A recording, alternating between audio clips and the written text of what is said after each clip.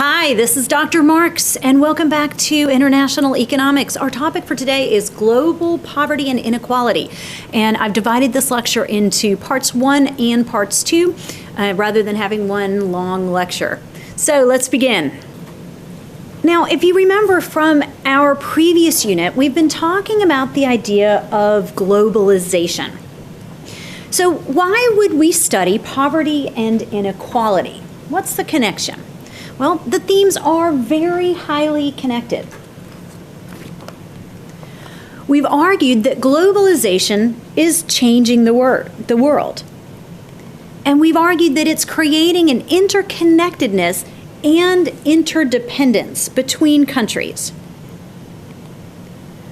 We've argued that countries will all, hopefully, benefit from globalization. And in general, we're seeing that.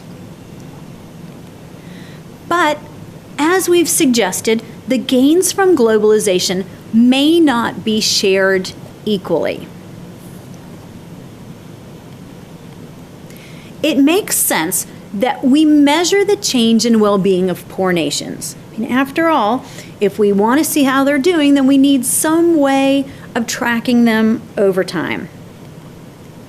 So, if we want to measure this, then we have to look at some economic variables. One important variable that we look at as economists is income per capita. Now, when we think about income per capita, and per capita means per person. So if you don't remember this from your principles classes, please remember I'm going to use that per capita term a lot. So income per capita. Now, we often proxy income per capita by looking at GDP per capita. So gross domestic product per capita. So that means gross domestic product per person. To get GDP per capita, it's really simple. We start with GDP for the entire country, and we divide it by population. Make sure you know how to calculate GDP per capita. It's possible I might ask you to do that. So to get GDP per capita, GDP per person, we start with GDP for the country and we simply divide it by number of people. Now, it's not a perfect measure. Economists definitely appreciate that it's not perfect, but it's probably the best measure that we have. In addition, we know that GDP per capita correlates to other things that measure standard of living. So let's take a look.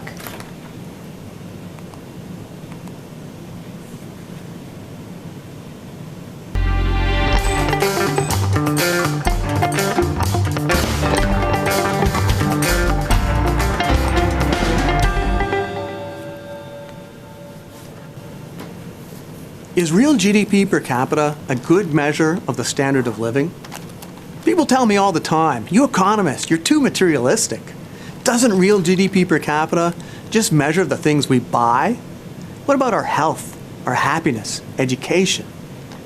Well, real GDP per capita, it's not a perfect measure, but I want to show you why it's probably the best single measure of the average standard of living in a country.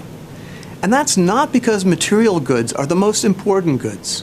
It's because real GDP per capita is correlated with many of the other things that we care about. Let's start with life expectancy. Here we show real GDP per capita along the horizontal axis and life expectancy along the vertical axis. As you can see, there's a positive correlation. Countries that have a higher GDP per capita also have a higher life expectancy. Perhaps that's not too surprising. Let's take a look at happiness. Maybe this is a more surprising fact. This chart shows GDP per capita on the horizontal axis, and now a measure of happiness on the vertical axis. Again, we see a positive correlation. Countries with a higher real GDP per capita also tend to have happier people, on average. Here's a data set from the United Nations. It's called the Human Development Index. It combines measures of life expectancy, education, and standard of living. Overall, you can see, in general, as GDP per capita increases, so does human development. at least as measured by this index. The basic story is pretty simple. When we have more goods and services, we can usually afford more of the other good things in life. So the good things in life, they tend to go together. However, GDP per capita is far from perfect. Here's one problem. GDP per capita misses the distribution of income. For example, let's compare the real GDP per capita of Nigeria, Pakistan, and Honduras. It's actually pretty similar. So you might think that all three countries have similar living standards. And yet in Nigeria, about 80% of the population lives on less than $2 a day. In Pakistan, it's only 60%. In Honduras, it's only 33%. How can the number of people living in abject poverty be so different when real GDP per capita is about the same? The reason is that income in Nigeria is much more unequally distributed than in Pakistan or Honduras. Nigeria has many poor people, but also some very rich people. So average income, it's about the same in Nigeria, Pakistan, or Honduras, even though there are more poor people in Nigeria. Over time, however, growth in real GDP per capita, whether in Nigeria, Pakistan, or Honduras, usually does indicate growth in everyone's incomes, including the incomes of the very poor. So this graph shows growth in per capita incomes along the horizontal axis, with growth in the incomes of the poorest 20% on the vertical axis. Once again, you see, as average per capita income increases, you also see increases in income of the very poor. Overall, real GDP and real GDP per capita have proven to be useful measures for comparing the standard of living of two different countries or for comparing the same country at different points in time. Okay, so now that you know that real GDP per capita is a good measure of the standard of living, we get to the really crucial question. How do we increase the standard of living? How do we grow an economy? How do we increase real GDP per capita? That is a big question, the big question of development. We'll be tackling it in a number of future videos. But before you go, take a moment to let us know how we're doing. What do you think of the videos? How can we improve? Drop us an email or leave us some feedback on our website. Thanks. All right, so a couple things that we need to note from that video.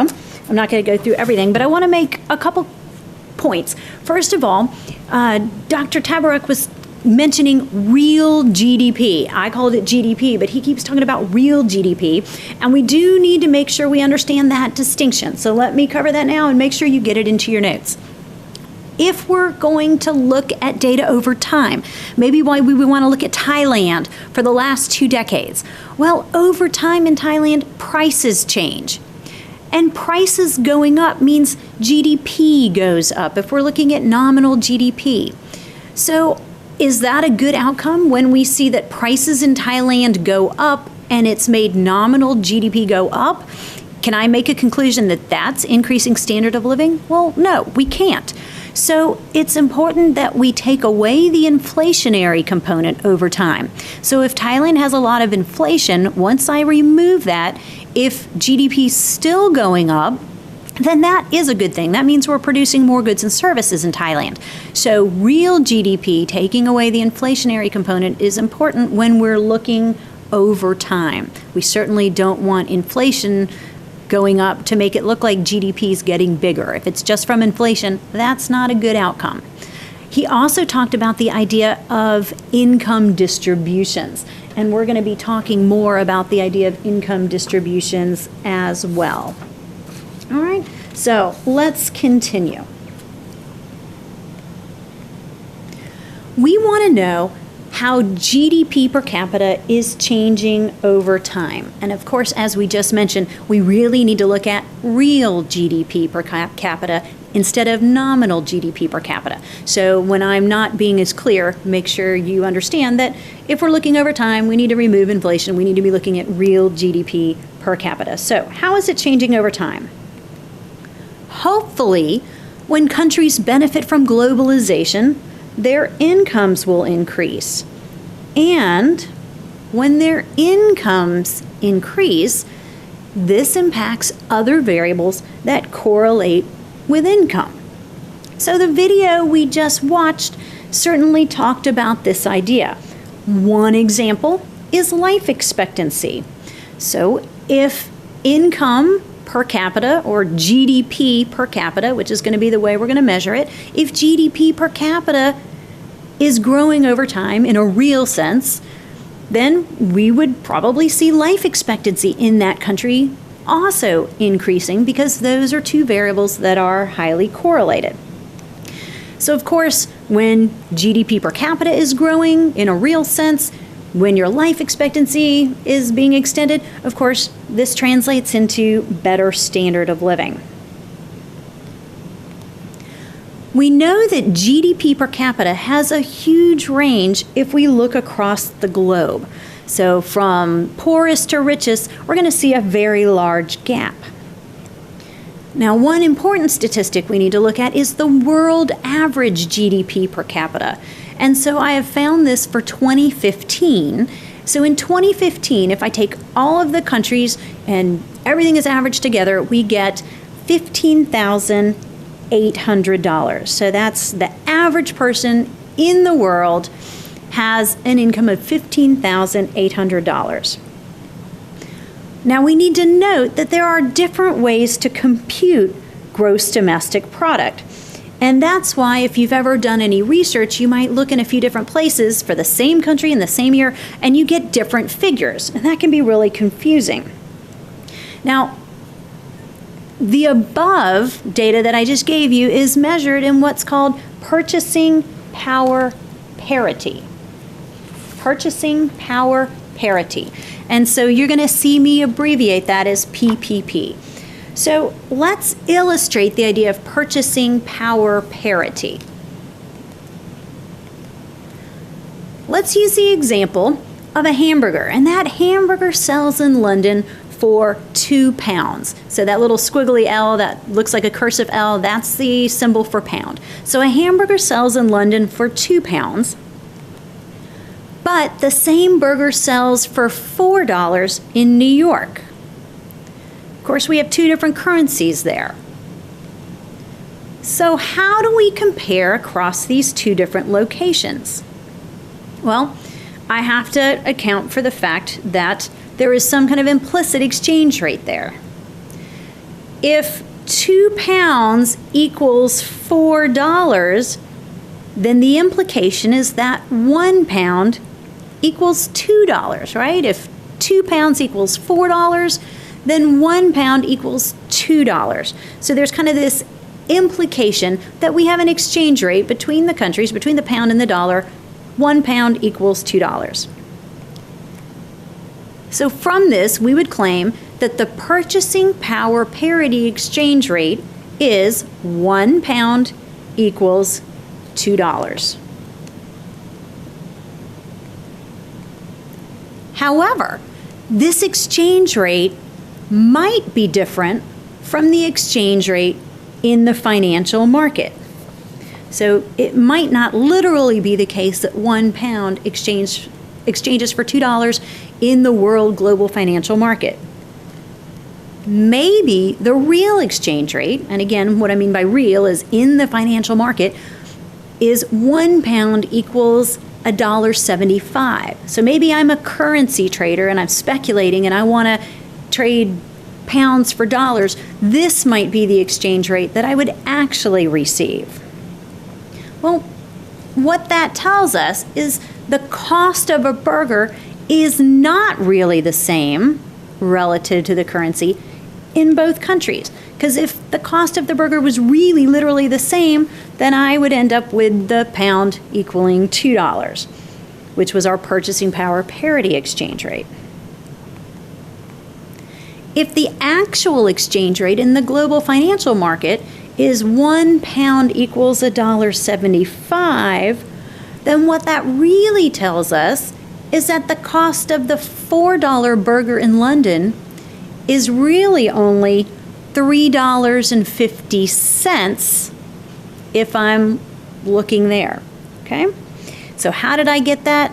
Remember, I had a $2 burger in London, but the real financial market exchange rate's $1.75, so that burger really is the equivalent of $3.50, not really $4. So using purchasing power parity means that we're looking at the price of the same burger in two countries. And we're doing that regardless of the exchange rate between the currencies. We're going to talk more about this idea of purchasing power parity. So if it's not totally clear to you, we're going to be going through this again. But for now, simply appreciate that when we're going to look at GDP figures, for now, we're going to be looking at the purchasing power parity, and that if I look at another way of looking at GDP, I might get a slightly different number. So which countries are the most prosperous in the world? Well, see if you can guess correctly. What I want you to do is write down your guesses for the top 10, and I'm going to pause for just a moment while you do this. So take a moment, scribble down on a piece of paper, and let's see how well you do.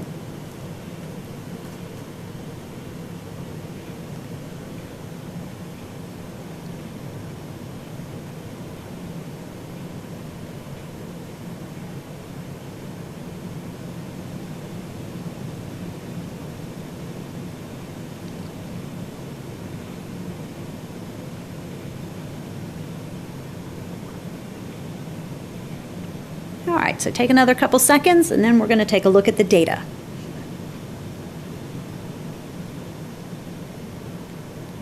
All right, here are the top 10 countries for 2015 GDP per capita using the IMF World Outlook database.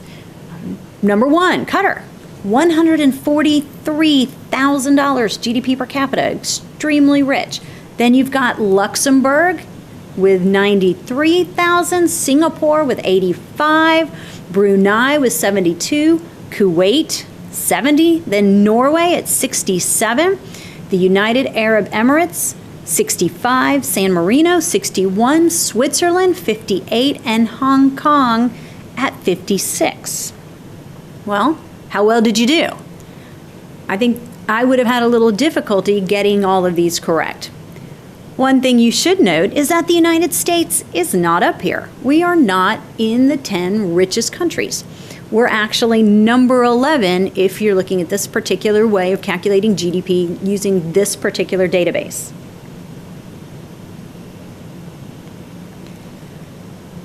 Well, now let's look at which countries are the poorest. Now, one thing you should note in this is that I couldn't find any data for North Korea, Syria, or Kosovo. So they could possibly be in this bottom 10. But let's take a look. Look at these countries right here. Take a second and read. And look how low their GDP per capitas are. 1480, 1289, all the way down to Central African Republic, 635. And we're talking about $635 per capita. Well, what continent is represented here? Where are these countries located? Well, obviously, Africa. So clearly what this tells us is we have some extreme kind of inequality when we look from richest to poorest in terms of GDP per capita across the globe. So hopefully globalization brings all countries upward, and we've seen a lot of progress. It may just be, as we talked about, that hopefully everyone's getting a bigger piece of pie. Is everybody's piece of pie growing at the same rate? And the answer is no. These might be countries that aren't benefiting from globalization quite like some of the others. And globalization has done a lot in Southeast Asia, clearly hasn't done quite as much when we look in parts of Africa. Now we're going to move on to talk about the idea of poverty. And we have to make a distinction between absolute poverty and relative poverty. Let's start with absolute poverty. What do we mean by absolute poverty? The definition usually talks about the lack of one or more basic needs over a period that's long enough, so lacking basic needs over a period that's long enough as to endanger one's life or cause it harm. So the lack of one or more basic needs over a period that's long enough that it endangers one's life or causes it harm. Of course, it covers both vital and biological needs. So we might be talking about things like food, water, clothing. We might be talking about basic housing, and that can be defined as anything that looks like a decent roof over your head. It doesn't necessarily have to mean that it's got, shingled roofs. It doesn't necessarily have to be brick or even wood. And of course, a minimum level of sanitation. So that's what we mean by absolute poverty, lacking one or more basic needs over a period long enough that it endangers somebody's life or causes them harm, and it addresses vital and biological needs, food, water, clothing, housing, and that you have to have some minimum level of sanitation. So an income-related example would be the statistics you hear about living on less than X dollars per day. So in the Tabarrok video, he talked about people living on less than $2 a day. So when we talk about what portion of the population in Africa lives on less than $2 a day, we would be talking about absolute poverty. Now let's move on to talk about relative poverty. The term relative hopefully suggests to you that we're talking about compared to something, that poverty is defined in relation to something. Relative poverty is defined as the condition in which people lack the minimum amount of income needed in order to maintain the average standard of living in the society in which they live. So again, relative poverty, measuring poverty in relation to something. So here, obviously, it's in relation to the average standard of living in society. So the condition in which people lack the minimum amount of income needed in order to maintain the average standard of living in the society in which they live. Clearly, this is defined in terms of the actual society in which an individual lives. And so if you're in the United States, relative poverty means one thing. If you're in Southeast Asia, then relative poverty means something else. So therefore, the idea of relative poverty is going to differ between countries. Now, as the wealth of a society increases, social standards change. So that tells us that the definition of relative poverty actually evolves over time. What might be relative poverty now might be very different than what relative poverty would have looked like maybe 30 years ago in some countries. We begin to have a different opinion about the amount of income or resources that are necessary for proper conditions of living. So again, it's an evolving concept. Within a country, average standards change, so our definition of relative poverty would change. Now here are some pictures from my program that I was running in the Dominican Republic, and these kids, we can probably all agree, are living in absolute poverty. Just looking at the house, it's barely a roof, there's no sanitation. There are days that these children will not eat. Their houses have dirt floors, and you can see that they're made from scrap materials. As you find more scrap materials, you're going to add on to your house, and it's going to get a little bit bigger and a little bit bigger over time. Of course, when it rains, the houses are going to flood. Their roofs are barely adequate. The water is going to run right in under the walls, right in through the doors. And some of the communities that we visited had no real access to water. Some of them had to walk for 2 hours just to find water. And it may not have been a sustainable water source. It may have problems with drought. It may not have been that clean of a water source. As you can imagine, the families here own very little.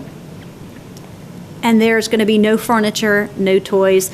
These are people that have almost no clothing. Again, we can understand, we could probably all agree that this is absolute poverty, because certainly their health is very much at risk. Another thing I can tell you about these children is that they are considered stateless in the Dominican Republic because they're born to Haitian parents. So it works a little bit differently than in the United States. In Dominican Republic, where these children live, the country doesn't acknowledge them. Even though they were born right there in the Dominican Republic, because their parents are Haitian, they aren't acknowledged. And because they're not acknowledged, they're not entitled to an education.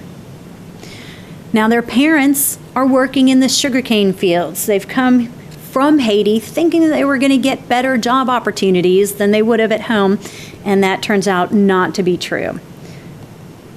The families tell us that often they're not given their pay, and there's really nothing they can do about it because they have really no rights. They are not considered citizens, regardless of being born there.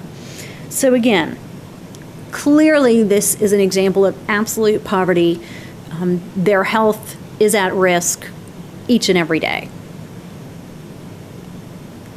Then we have this example right here. Now, depending on where we are, this might be an example of relative poverty, but it depends on what country we're in. Now, this particular house has a roof, and it works, and it has a cement floor, but it's got no indoor plumbing. The toilet's an outhouse in the backyard, and you can see that right there, the picture with the little silver metal box, that's the toilet. And the kitchen is behind the house. It's very primitive. And the house gets electricity, but only part of the time. So, is this relative poverty, or is it not? Well, again, it depends on where we are. This particular house is in rural Dominican Republic. And in rural Dominican Republic, this probably is not considered poverty. The family has its basic needs met. But if this was in the United States, it would be a different situation. Possibly lack of indoor plumbing and the modern sanitation might make it considered below what's now acceptable standards in the United States. So with limited electricity, that might be something that we would say is below the average standard of living in the United States. Of course, remember, it would be hard to live in some climates without the ability to cool and heat. If you were in the United States, I'm from Texas. If you were in Texas without heat, that would be awful. If you're in Minnesota, if in Texas without the ability to have air conditioning, rather to cool, the heat would really get you. And if you were in Minnesota, well, you'd freeze to death in the winter if you didn't have some kind of heat source. But as we said, this is rural Dominican Republic, and this is probably not relative poverty in the Dominican Republic. By the way, this is my host family in Dominican Republic. This is my mom, and her name's Heredia. She's basically trained as a nurse, and they do a lot of farming in their backyard. She works with a women's cooperative that makes kind of a peanut butter-like substance for impoverished communities to help with nutrition for children that are in other communities. So this is an absolutely fantastic family. It's a great host family situation. It's a really nice house and lovely people in the Dominican Republic. So that's my host mom. I miss her. In 1963, in the United States, a family of 4 with an income of less than $3,000, $3,100, would have been living in relative poverty. But by 1992, this amount increased to $14,288 a year. In the United States, we use a simple measure of poverty, and that is the poverty line. And so the poverty line is used to determine eligibility for social services and other things like that in the United States. So this would be more of kind of an absolute measure, right? Are you above or are you below the poverty line? For example, subsidies for the Obama health care plan are based on where your income is in relation to the poverty line. And so how much you get in subsidy depends on, are you below the poverty line, are you at the poverty line, or are you just over the poverty line? Of course, we can't just simply cut benefits off at the poverty line, because let's say you're $5 over the poverty line and all of a sudden you go from having been able to get benefits to now you get no benefits. Well, if you're smart, you just tell your boss to cut your pay a little bit so you now are eligible for subsidies and programs through social services. So please don't think that we literally just cut everything off at the poverty line. There's usually some phase outs in programs. Even people above the poverty line are going to be struggling, and I'll be showing you some data on that in just a moment. So the next video is going to explain further this idea of the poverty line and what it is and what we do with it.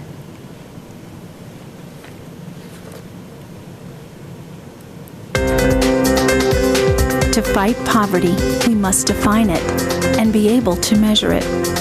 Poverty is multidimensional. Its harsh reality varies from one nation to another. So how do we measure poverty? We begin by creating a measure of well-being. This shows us the differences in the quality of life across an entire population. Well-being comes from many different things: how much we earn, where we live, what we eat, how much we eat, the things we acquire and use every day, whether we go to school or not, or see a doctor when we are sick. All of these contribute to the quality of life. Consumption and income are two broad categories that do not show all of the dimensions of poverty, but are useful as indicators of well-being. To collect this data, a country will survey many different segments of the population. From the collected data, a range of consumption and income can be created. People with the highest well-being are shown to the far right. They enjoy many goods and services in a wide variety of forms. Those with the lowest well-being are shown to the far left. They have access to limited goods and services. To compare this data, monetary values are usually assigned. There is a point at which the level of income and consumption becomes insufficient to support a good quality of life. Researchers use statistical methods to define that point, which is called the poverty line. The poverty line divides the poor from the non-poor. People in poverty are those whose level of income or consumption is not enough to cover a minimum amount of goods and services. There is also a point that represents the minimum food consumption that can sustain life. That is the extreme poverty line. These points will differ from one country to the next because the circumstances change from country to country. But the process of measuring poverty is consistent. How do we measure how many people live in poverty? When we plot out the population of a country, we see how many people live in poverty and what percentage they represent of the country's entire population. This data reminds us how much work there is to do in fighting poverty, and it actually helps us organize that fight. With this information, we can calculate how many people live below the poverty line. We can start seeing where help is needed most, who needs it, and what types of programs could be effective. We can accurately measure our progress and, more importantly, adjust our plans to empower people so that they can increase income, improve their well-being, and move above the poverty line. So these are not just numbers. They are critical tools in the fight against poverty. That's how we measure poverty and why. Learn more.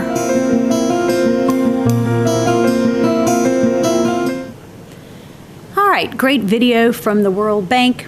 Pretty much a repeat of what we've just covered, but it gives you a better sense of this idea of the poverty line. Now, what I've done is pulled the poverty line for 2016.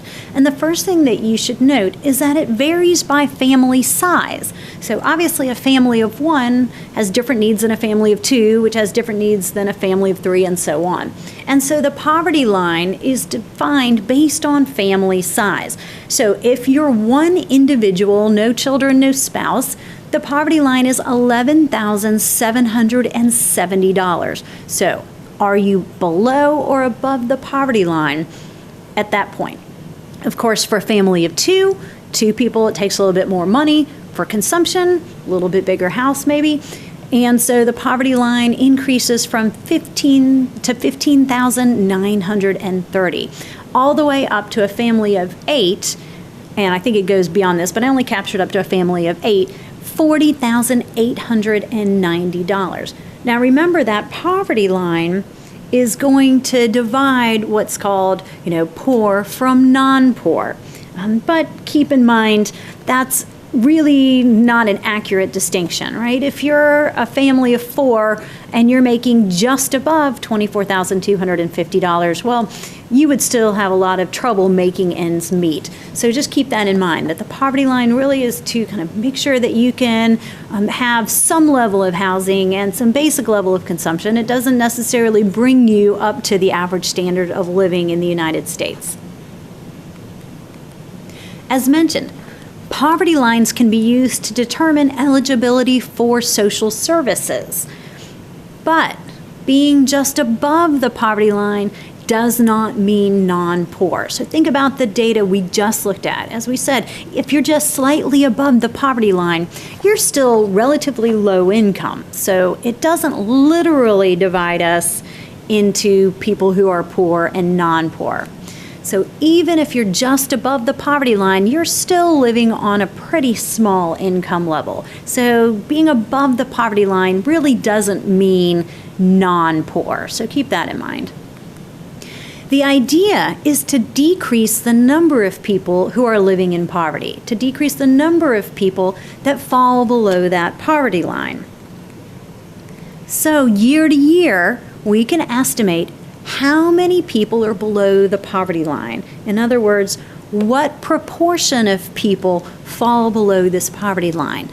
Hopefully over time, as we've been talking about, with globalization giving access to countries for the global marketplace, hopefully over time the number of people, the proportion of people living below the poverty line will shrink. Now we're especially concerned about those living in what's termed extreme poverty, and we do have to make that distinction between poverty and extreme poverty. So you'll see some mention of extreme poverty in some videos. This particular video talks about India, and I think you'll see some examples of what looks like is extreme poverty, but let's take a look. Subodh Bind earns around $3 a day. His job at the local spice market pays enough to keep him above India's poverty line of 55 cents daily. I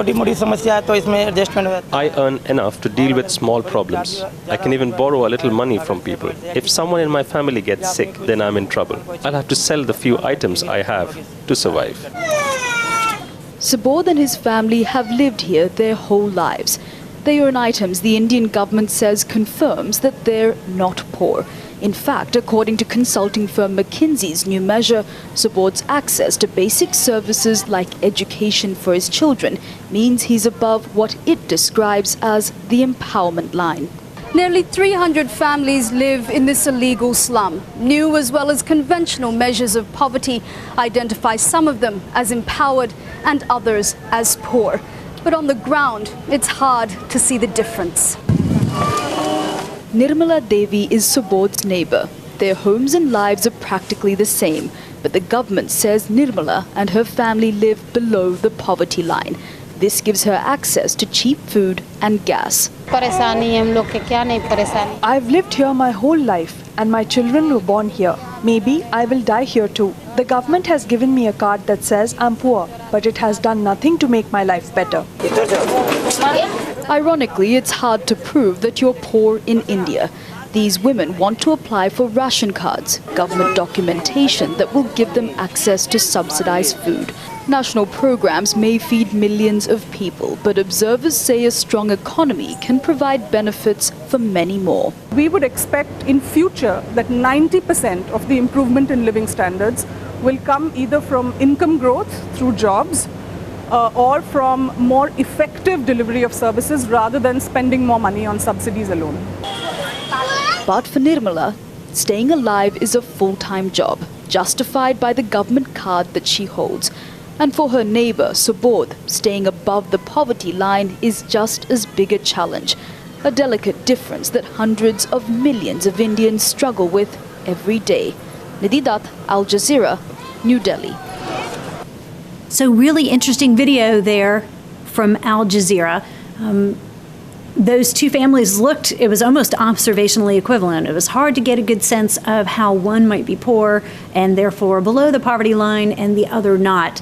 Both of them appeared, at least on American standards, to be in extreme poverty. But remember, it's going to be based on the country that you're in. So in India, one of those families, despite the fact that they were living in a slum, was still living in poverty. Was still not considered to be in poverty, rather. So, interesting question. How do countries like India, wrestle with this idea of measuring poverty? It's a very difficult thing to do.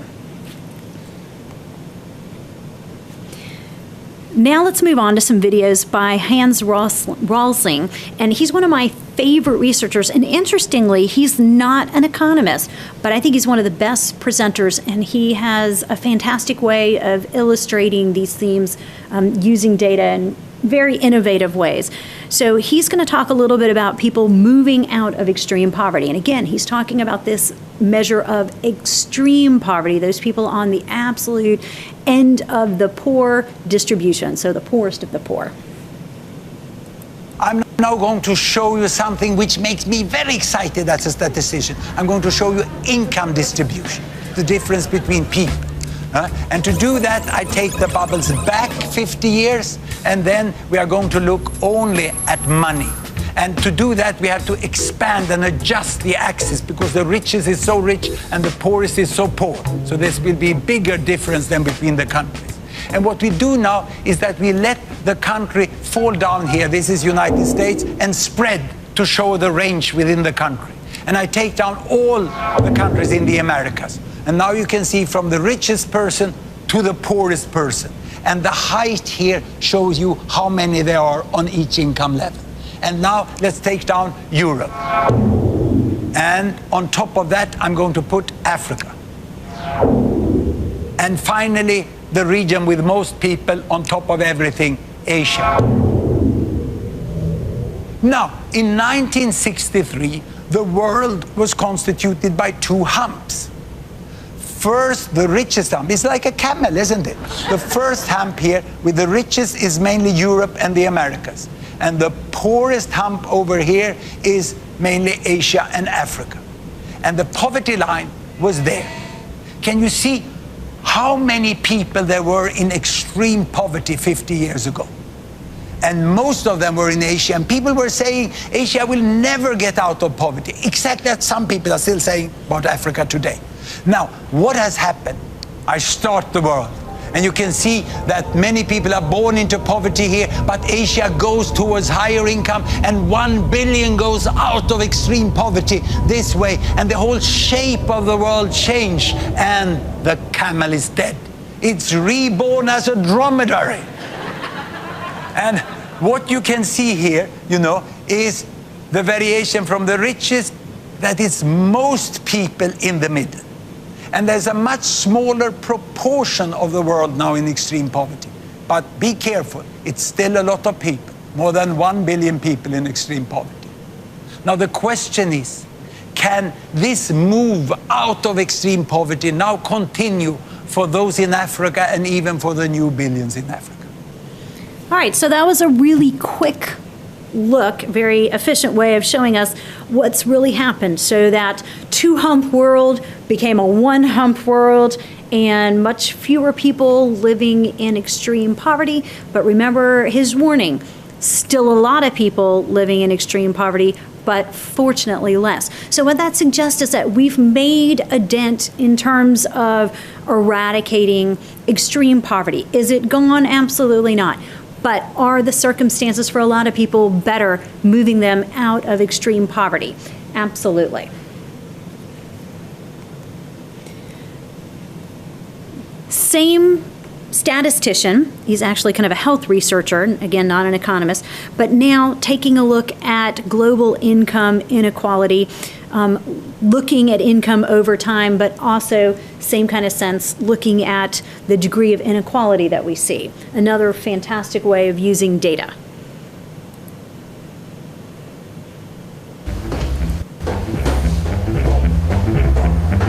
Visualization is right at the heart of my own work too.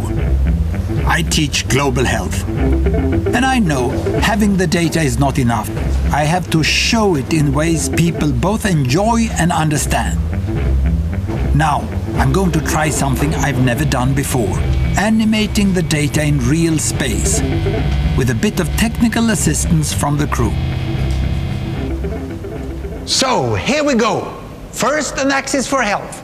Life expectancy, from 25 years to 75 years. And down here, an axis for wealth, income per person, $400,000, $4,000, and $40,000. So down here is poor and sick, and up here is rich and healthy.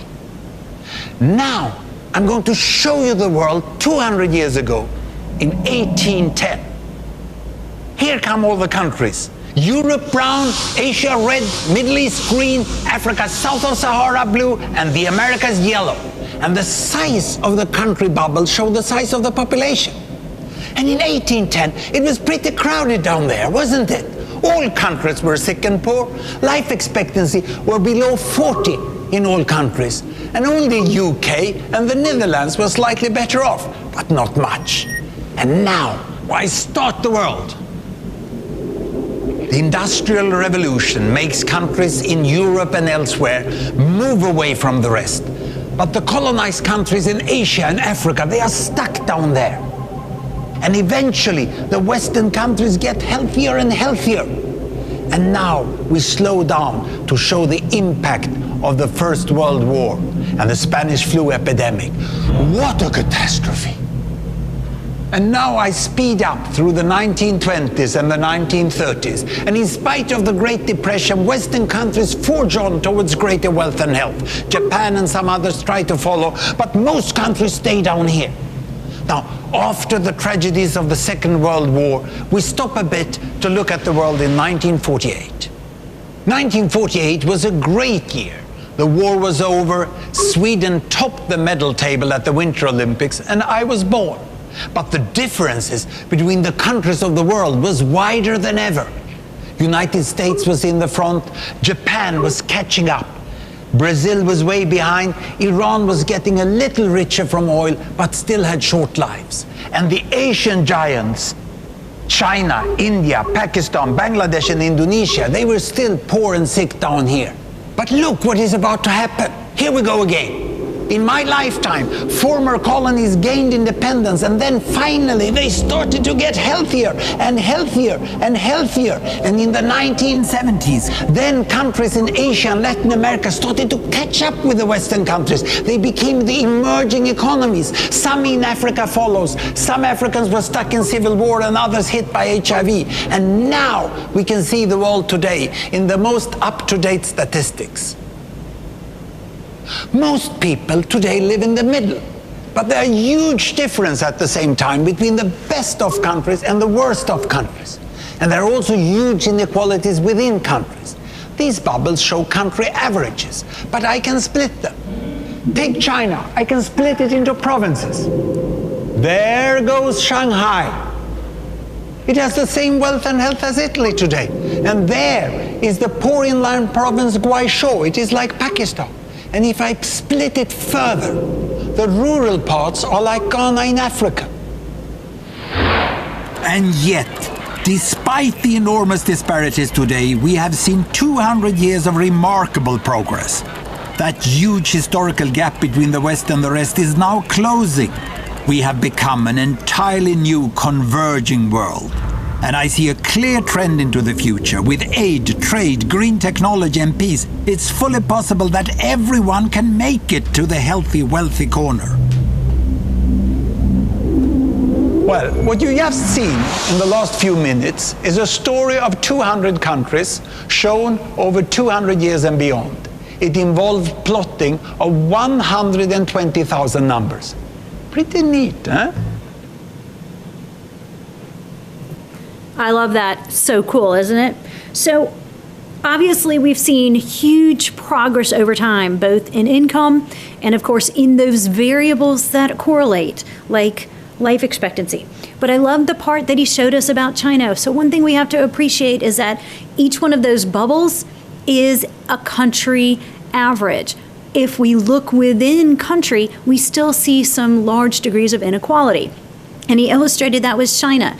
If we pull off Shanghai, we see a very wealthy area. If we pull off some of the communities in rural China, we see some very poor areas. And so economists have to be very careful to make correct inferences. And while China as a country as a whole falls, in that middle spectrum, parts of China are way above. Other parts of China are way below. And so economists care about not just averages. GDP per capita gives us an average, but we also care about income distribution. And we're going to be talking a little bit more about that idea.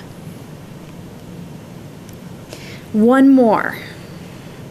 This one's not as technologically savvy, but it's still great.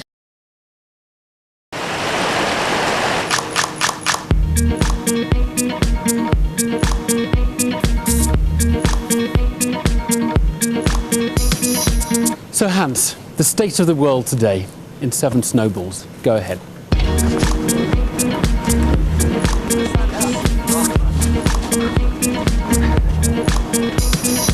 Well, you see, we are 7 billion people in the world. Imagine that this is 1 billion.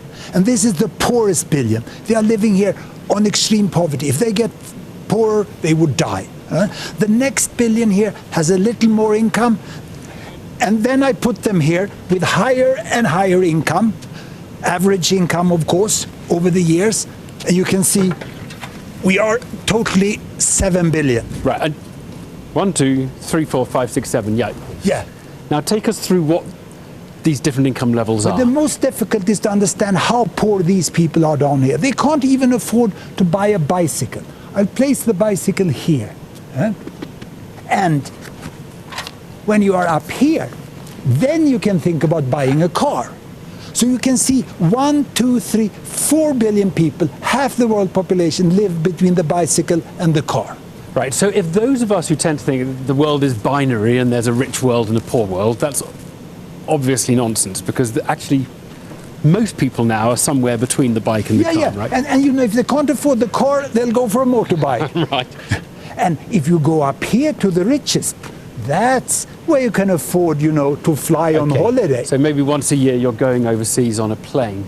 Let's put some names on these countries. So where's Brazil? That's a big country, emerging economy. Where would you put Brazilian average? The poorest people in Brazil, some few are here. The richest are there. The bulk in Brazil is here. Right. Okay, but look, the really important thing is how this has been changing over time. Yes. Because the balls have been moving up the wall, haven't they? Oh, you have. When I was in school, this ones didn't exist. It was the poor people in the developing world and the rich people over there. Very little or almost nothing in the middle. This is the big change during my lifetime.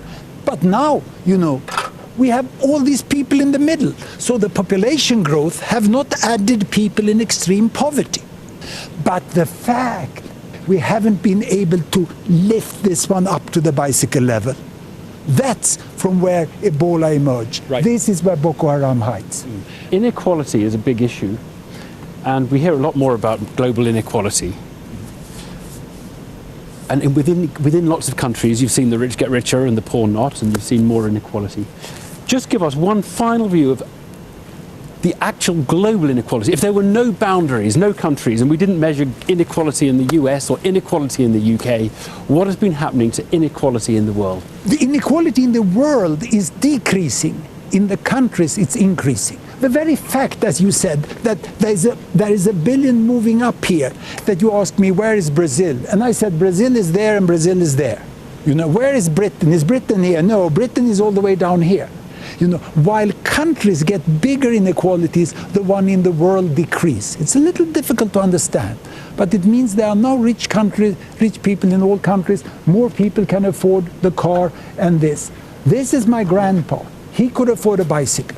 My parents could afford a motorbike when I was 12, you know. When they were old, they could afford a car, and me and my wife has been flying. So this is my family, and we have seen how we has improved. The whole world would like to improve like this. And the conflict today with inequality is that it's within countries, and that's what hurts people really. It's just they lack the money, and it's also socially very stigmatizing not to have the resources. So the world is doing better than the countries. Hans, thank you very much. All right, one of the last things he said is that the world is doing better than the countries. So what specifically did he mean by that? So his snowball example helped us understand that global inequality is shrinking.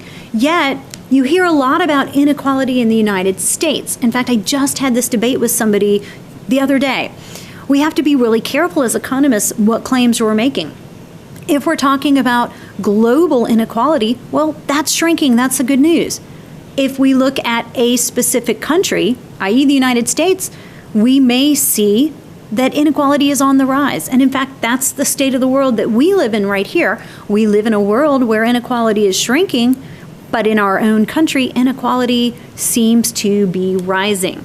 So when we make these claims, we have to be very clear. What are we talking about? Global inequality, or are we talking about specific to a country within the United States, for example? Let's move on to talk about average versus distribution. This has been hinted at a lot, and we need to now talk about it explicitly. Economists look at data related to income. We work with this kind of stuff a lot. We've already talked about GDP per capita as being one of our proxy measures.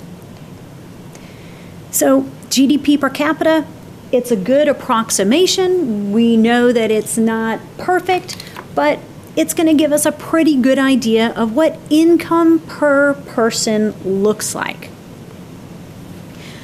But it is important that we know what this data does and does not tell us.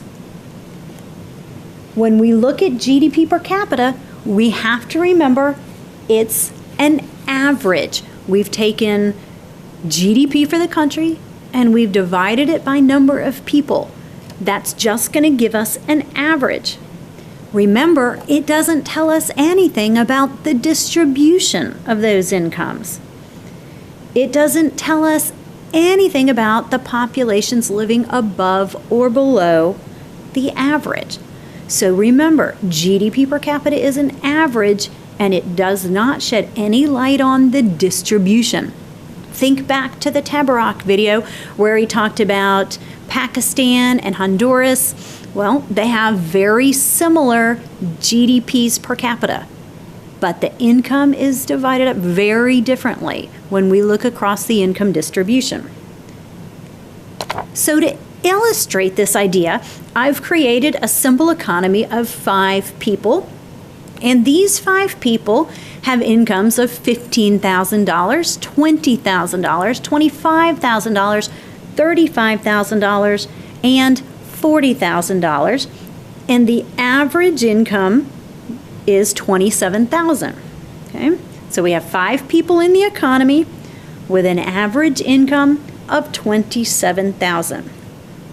Now, from high to low, the distribution's not really all that bad. The poorest person has $15,000 and the richest person has $40,000 in a country where the average is $27,000.